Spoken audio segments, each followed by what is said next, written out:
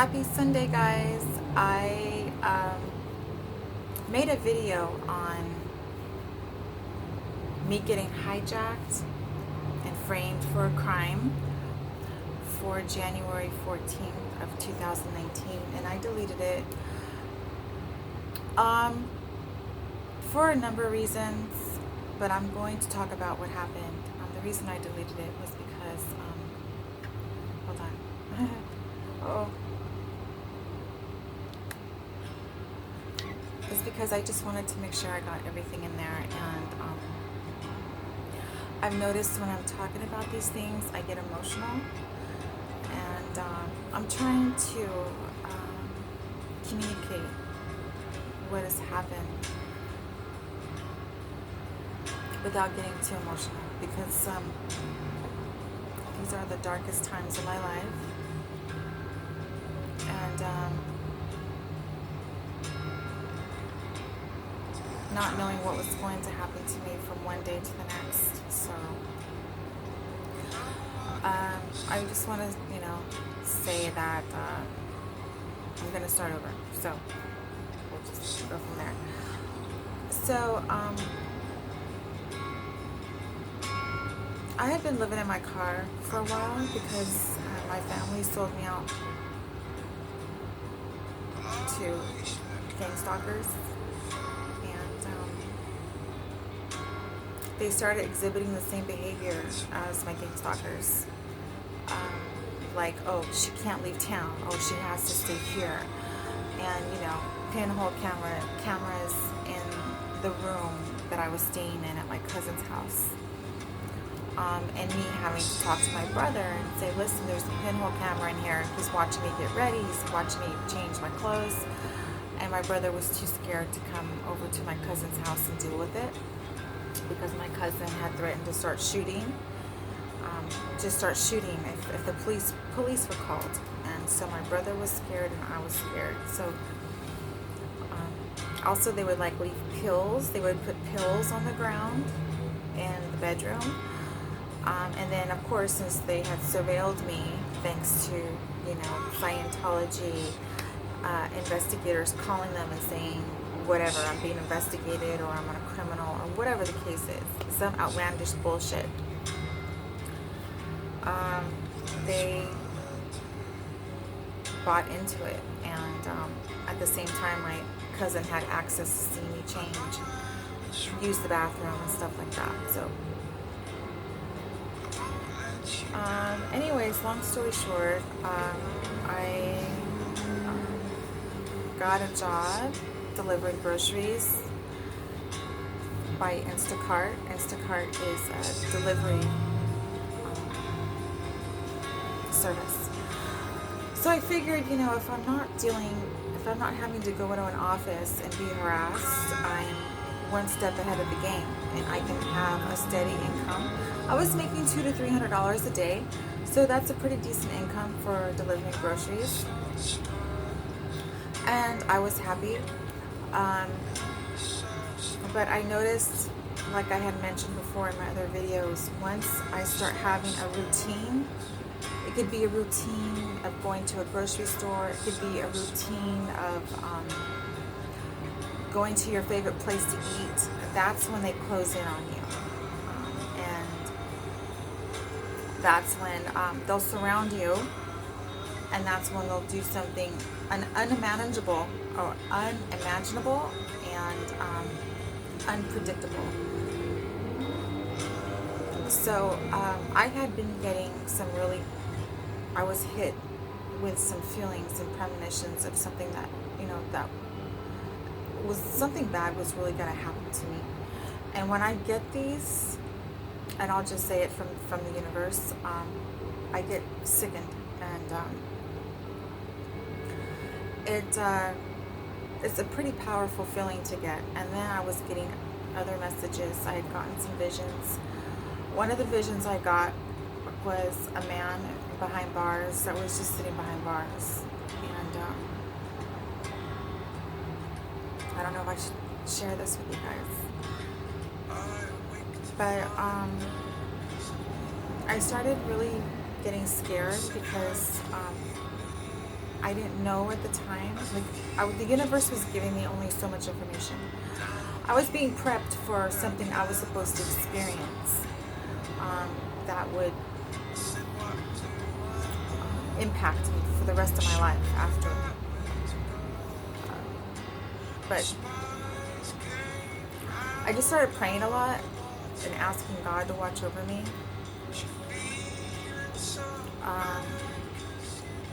And I wasn't sure if I was going to die. I wasn't sure if that vision applied to me. It didn't really make sense to me.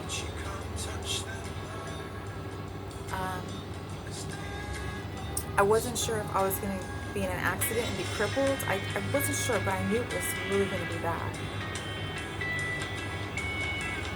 So I said some prayers, and every day I went to work, I was really careful.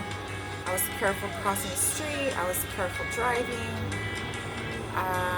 And during that time, since I had created a schedule for myself with going to a certain store to pick up groceries and then delivering to certain parts of Los Angeles, like Beverly Hills and West Hollywood, I was going back pretty much predominantly to the same store. So, unbeknownst to me, I set the stage for my next attack from the cult, unbeknownst to me. And at the time, I didn't even know what, I wasn't aware of what Fairgame was. I never heard of that. I wasn't aware of it. And apparently, for years, Fairgame has been imposed on me, which is why every time I get a job, I get slandered and libeled. I get, they send stuff in, they say stuff about me, and they convince this company not to even pay me my pay or my commission. And now that's another video I'll get into. But anyways, I had set a type of routine the way I worked, and the routine I created was a routine that made me money. But also I was really proud to deliver great customer service, even if it was just delivering groceries. I was thankful I had something, and I wanted to keep it and do everything I could to keep it. So, as I was really worried about something bad that was going to happen to me, January 14th came along, and I just remember stepping into my car. The car actually belonged to my little brother. My little brother passed away. And I paid my older brother, I paid him for the car. And when I got in the car, all of a sudden, because this wasn't happening before I stepped into the car, because I parked the car across the street from my window so I can see my car. As soon as I got in the car, all of a sudden I saw indentions in the middle of my steering wheel, and the horn would start going by itself.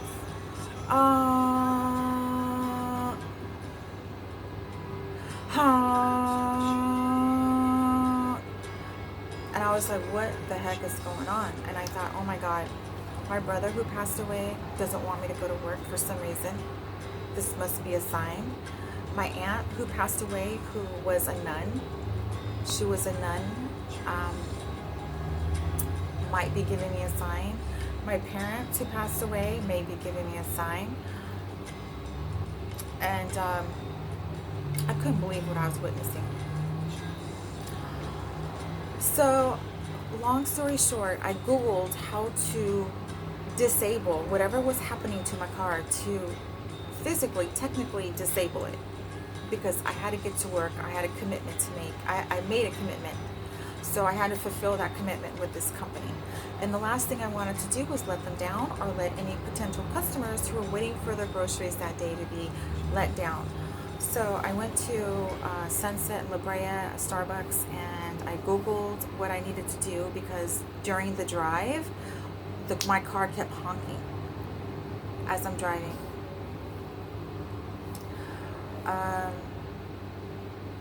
So I fixed it. I went into like this little box and took out electrical box and took out little white things or something. I don't know what it was, but anyways, I fixed it. It stopped. I started working. I did a 12-hour shift. I made a little over $300, and I was very proud of myself. But during this time, I had noticed, since I had created a routine, I was being swarmed with cars that would tailgate me, that would honk at me when I was delivering groceries and parked to the side of the road in a very safe manner. I was still getting honked at. One time I was sitting in my car looking at my app, and I had one of these people. I was pulled over on the side of the road, and just knock on my window and try to start a confrontation with me. And I'm not in the way. I'm parked to the side. I'm delivering groceries. This was perpetuating, and I was being swarmed by people I never met in my life. So I figured, here we go. They're figuring out a way to jeopardize, sabotage something that is giving me steady income, that is giving me an ability to live. And I decided I was going to ignore them, because in the past the police have never helped me, ever. So I ignored them, and this kept happening, and it was dangerous, because the canyons, if anybody has been in the Hollywood Hills, the West Hollywood Hills, it's very dangerous. And these cars, what I'm going to say is, when my family sold me out to gang stalkers, the gang stalkers convinced my family to GPS my car. And or the gang stalkers did it on their own, but I have a feeling they convinced my family to do it, because when I told my brother I wanted him to go with me to look underneath my car and remove whatever was there, because I was being followed even when I was staying at my aunt's house, my brother convinced me I wasn't being followed, and he said, I'm not going to go with you. He doesn't have a job. He's on SSI. He has all the time in the world to do this. And so, part of my heart was broken, because I realized this cult had convinced my family to set a stage to where they can continue committing crimes against me. And I mean, it's very sad, very sad. I'll just say it's very sad. And to top it off, my brother would not put this car in my name, even though I paid him for this car. And this is something I feel my gang stalkers, Scientology PIs, corrupt PIs, or whoever, told my brother, don't put it in her name.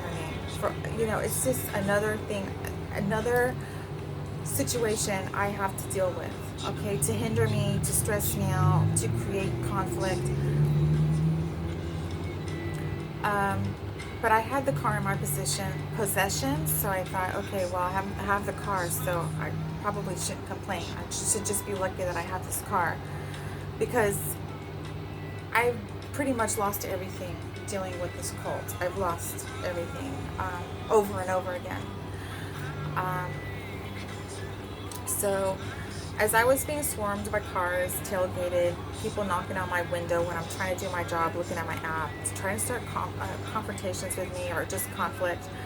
I even went to a burger shop a couple hours before my last delivery, and I parked my car, and I had someone complaining that they didn't like the way I parked my car.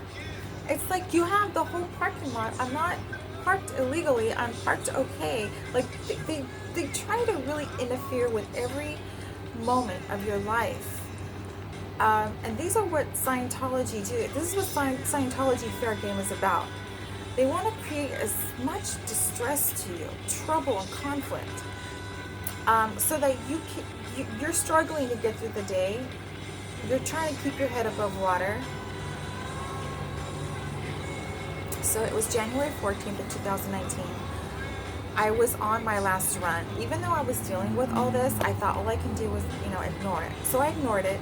I went on my last run. I got a message on my phone, my app, my grocery app, saying you have one more. It took me over $300 if I did this particular run. And I'm like, I'm going to do this.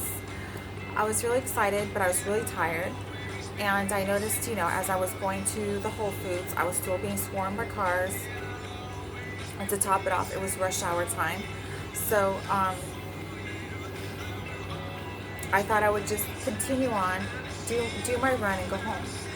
So I got to Whole Foods. I went into the parking lot, and when I went into the parking lot, from the back entrance, another car came in the same time I did. So as my car's GPS, these people have access to my whereabouts. And you're talking about hundreds and hundreds and hundreds and hundreds of thousands of people who are part of this cult who follow through on Fairgame. So whoever's in the area and wants to participate, or they already have paid gang stalkers doing Fairgame, these people participate in destroying you in whatever way possible. So as I went into the parking lot off of La Brea, this woman entered the back entrance. I don't know the name of that street.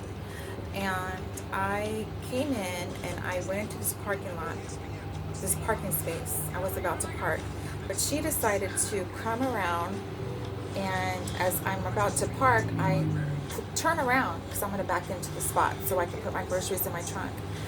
And she decided to pull in back of me and start honking. She was blocking me. And there was a security guard in the parking lot, and she was yelling at me, and I was like, here we go.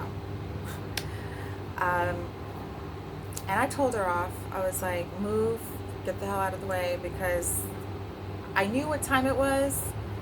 They're interfering with my job. They're interfering with my ability to do my job. And now she's blocking me from getting into this parking space. She wanted this parking space. I was there first. Not only that, this parking space is designated for deliveries for Instacart. So this is what these lunatics do.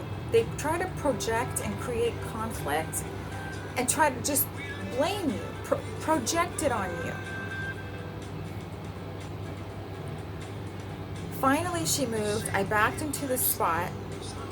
And as I'm sitting on my app, looking at my app to see what I'm, getting, delivering, I look over. She parked on the other side of, a ways from me.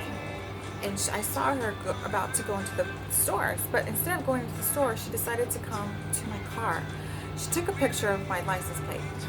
And I didn't know what this lady was capable of, but I heard her say something that I hit her car. Now, I never hit this woman's car, ever. So I knew this was bullshit. And I knew she was just trying to start some issues. So I kept looking at my app. She stood in front of my car, and she's trying to create an argument. I ignored her. Plus, there was a security guard in the parking lot when she was making this stuff up. So I ignored her.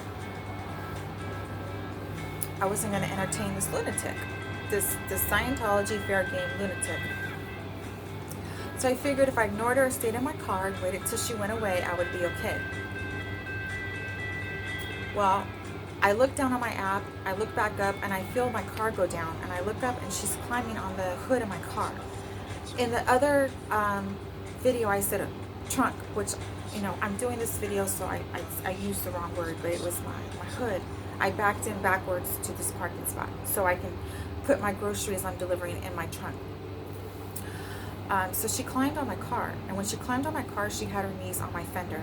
But on my fender right there is the top of the license plate. So I'm thinking she had her legs rested on the license plate, and she had one hand over my hood like this, and she had the other hand holding on.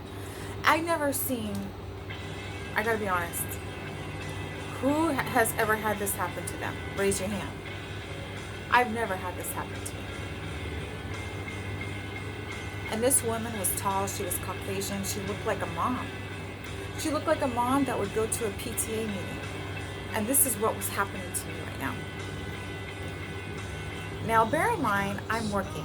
I have a time limit. I have a timer on my app that tells me I only have so long to get these groceries, scan them, and deliver them. So I'm screaming at this woman to get the hell off my car. I'm trying to get out of my car, but I don't want to get out of my car with her there. I'm not going to entertain her. So after like maybe 6 to 10 seconds of being on my car, she crawls off and then she starts walking in front of my car. Then she walks to the side of my window, my driver's side window, and with her hands on her hips. And I mean, I've never seen anything like this. Have you guys? I haven't. Well, finally she goes away, and when she goes away, I get out of my car and I go into the store, and I'm greeted by a very angry manager who is accusing me of running this woman over, hitting her with my car, deliberately hitting her with my car. Now, shouting at me. I'm having other employees blame me for something I didn't do. And as it is, I'm already stressed out. Not only, I'm tired from working all day. Okay, I've been driving 12 hours that day delivering groceries. Then I just got dealt with the devil on my car. I looked to her eyes. When I looked into her eyes, I didn't see Satan, but when I looked into her eyes, I literally saw the energy of the devil. I saw like the devil in her being. These monsters are trying to put me in jail. Now, at the time, I was just overwhelmed by the events, trying to make sense of what was going on. I knew Scientology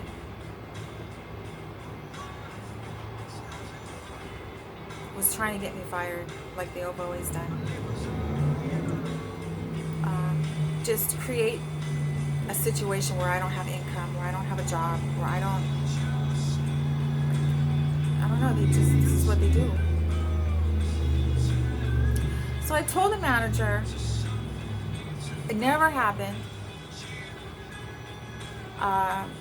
They ended up calling the police. I tried calling the police, but they had already called the police, and the police told me to stay there. The police came out. They talked to the woman.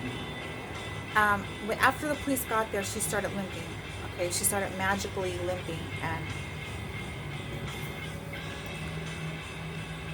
I thought the police would hear me out and let me go about my day so I can deliver these groceries and go home. But no. They took a look at the video. They asked the manager, do you think she did this? And the manager said, no, I think they said, do you think she did this, or did you see her do this? I think they said, I heard the cop say, did you see her do this? And the manager said, I didn't see her, but I think she did it. I think she did it. And when she had rested the weight of her body, using her knees, her legs, to rest on my fender or my license plate, the top of my license plate, it created a little mark. And she went in there and told the manager that I had hit her. The cops threw me in the back of the car. I got sent to jail. The ambulance came and took her. Ambulance came and took her. Now, I was thanking my lucky stars when the ambulance did come and take her, because I've seen forensic files. Okay, I've watched these investigative shows, and I knew that is my saving grace. That was my saving grace, and I wasn't going to have to deal with this much longer. Well, they threw me in the back of the car. They didn't listen. They didn't want to hear anything I had to say, and they had happened to take a look at the video camera, but they didn't look at the events as they unfolded, what they should have done. What they did instead is they looked at the video. The manager showed him the video after saying he thinks I did this, and she's on my car. So rather than look at the events that unfolded and listened, at least took time to hear what I had to say. Instead of doing that, they saw her on my car. I got thrown in jail. My car got towed away. I lost my car. They towed it that night. I called my brother and he said this must be a mistake. And I ended up getting transferred from that jail to the Century jail. Century Boulevard, I don't know what it's called. Century Boulevard jail. LAX jail. And then I got transferred to Inglewood jail. Okay, so I got a court-appointed attorney. I told her the events. I said, listen, I don't belong here. I would never even think about doing that to somebody. It never happened. I was trying to work. I was working at the time. I explained everything to her. And I said, by the way, there's a video and there's medical records that's going to prove my innocence. So please look at that, because I can't afford to be in here. I'm going to lose my apartment. I've already lost my car, and I think I've already lost my job, which I did. I lost my job. I was in the middle of losing everything and becoming homeless. So I was sick. I was aching. I can't even tell you what I was going through. I was in aching pain that I never experienced before. All I could do was pray. All I did was pray to God, cry out to God.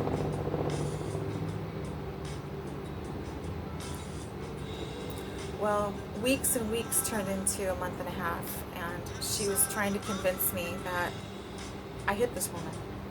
That's what my court-appointed attorney was doing. I don't even remember her name right now. The events were so traumatic. Those details, I just shoved down. She kept trying to convince me I hit this woman, that I tried to hit this woman. And I kept saying, where's the video? Where's the video? Where's the medical records? And after a month and a half, well, prior to a month and a half, I wanted to get rid of her as my court-appointed attorney, because when I first had spoken to a judge when I got put in jail, the judge thought it was ridiculous, and that I shouldn't even be there. But apparently they switched judges. This judge was trying to put me in prison for 6 to 10 years. My court-appointed attorney was trying to get me in prison for 6 to 10 years. So I hope nobody ever has to go through this. So as far as I could tell, if I didn't switch attorneys, that was going to be the end of me.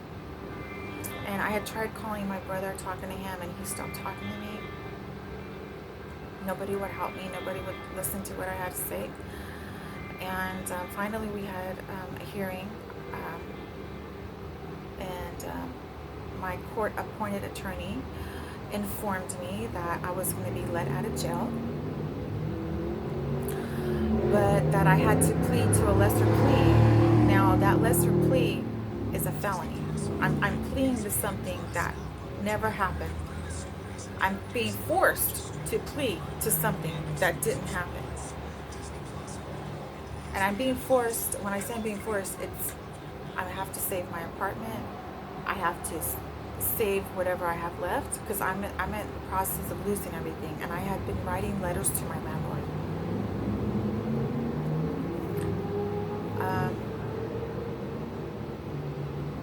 So my attorney brought me into court, and she kept saying, don't look around, don't look around, don't look around. And I was like, why did she tell me not to look around? So I looked around, and I noticed none of the cops were there. The witnesses were not there. The security guard was not there. The cops weren't there. The only person that was there was a woman who basically has lied on me, framed me, and is trying to defraud my insurance company, and the manager of Whole Foods on Santa Monica Boulevard and La Brea in West Hollywood, California. Yeah. But at the time, I couldn't make sense of the fact that all the witnesses aren't here. The judge needs to let me go. The judge needs to drop this. Instead, I was so mentally distraught. I can't even. I said a prayer before I did this video. So God is giving me the ability to try to explain this to you to where you can understand it, and I'm just not crying. I'm not getting over emotional. Rubbing my nose full of snot all the time, because that's not what I want. So she told me not to look around. I went into the court, and I was forced to plead to a very, very serious plea. It makes me a felon. I'm a felon. And that was the only way I can get out of jail and save what I had left. I had to plead to it. Now I want to back up a little bit. Prior to this week where I'm going into court and I'm pleading to a lesser plea, being forced, I had spoke out in court on a court date I had. I spoke out to the judge and I said, because I tried to save my life, I had to speak out because I was being, what is it called, framed. I was being blamed for I was set up. I was hijacked. And so during this one court date, I spoke out of turn, because in these court sessions, you're not allowed to speak. You have to speak when it's your turn, and when it's your turn, you have to answer what they're asking you. It's not a give and take. You just can't start talking. So to save my life on this occasion, I spoke out of turn. All right? And I was scared. I was sharing cells with people who kill people. I was sharing cells with people who stab people. People were getting stabbed left and right. I was in cells with murderers.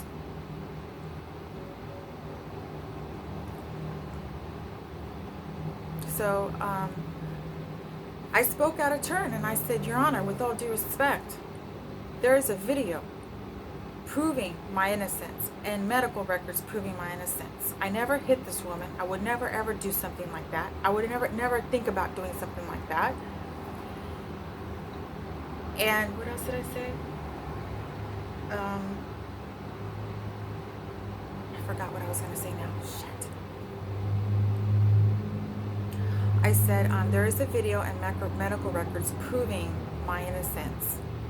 Where is it? I'm missing something right now. I forgot what it is, but the judge interrupted me. Oh, I said she jumped on my car. This woman jumped on my car. She hijacked me and jumped on my car. And my lawyer got mad at me for saying this.